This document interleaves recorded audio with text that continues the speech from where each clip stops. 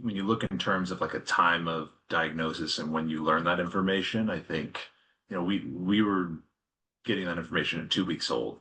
So to Marin's point, we didn't have time to do the processing, and we just had this baby. It was our first one, and kind of get to live in the ignorant bliss of what could have been for a small moment. But it was interesting later is that felt like such a devastating blow.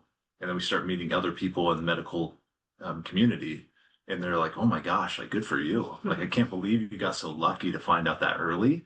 And I remember the first time I heard that, it was challenging because I was like, "What do you mean? Like I got robbed of the early days?" And then now looking back, I'm like, "Oh, I'm so happy we did." Like the who knows how many sleepless nights would have come afterwards if you didn't know, and you're searching for answers. So in hindsight, while challenging to get the information so early, I think I would still advocate for the earlier the better. As far as empowerment goes, when we come to getting a diagnosis early on, one of the things that was said not long after the diagnosis was, well, in this condition, early intervention helps. And no one told us how much it would help, what it would look like, but it was a line to latch on to. It was okay, well, we know there's a problem, but now we can work on a path to helping. And, the trajectory of what this could look like might be better if we know today. So that was a really cool thing to have early on of just like, all right, it's felt like it was back in our field a little bit. Like we can play a role here. Yeah, and specifically the like getting out of the NICU earlier, like I advocated to get out early. Like they wanted us to stay until he was at 40 weeks gestation, just to make sure that like, oh, it's just not a prematurity feeding issue.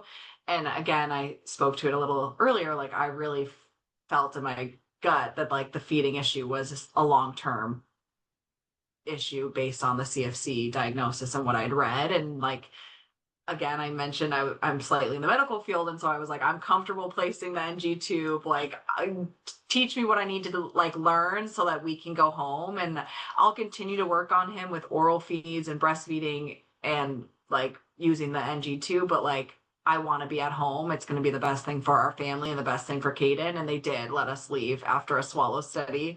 They got a swallow study done, and they did let us go home and do that earlier because we had, and I would not have been able to do that had we not had the diagnosis and kind of the reasoning. I know that they would have kept us there longer, thinking it was just a prematurity feeding issue. And so that in itself was a benefit, not just because of cost, but just for like our mental health and our family to be home and all together.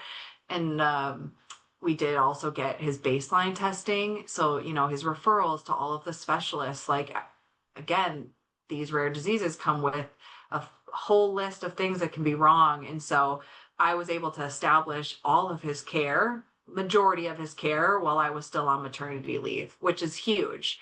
Like, I think, again, if we had gotten the diagnosis later down the line, I would have probably been back at work. And now that would have taken me needing additional time off to go establish all of this care with specialists, do all of the baseline testing that he needed done. And so in hindsight, like I'm also super fortunate for that because it allowed me, although not the way you want to spend your maternity leave, it was a benefit to be able to get that all done while not interfering with my career.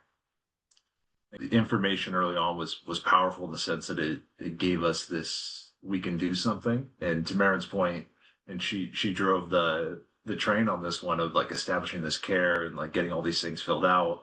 Another side of that, I was thinking through just I feel like you got robbed of something early on when you find out this early, but because we knew we got out of the NICU a little bit faster than we think we would have, and we got to go home for my birthday had been coming up, and got to go home and watch a football game.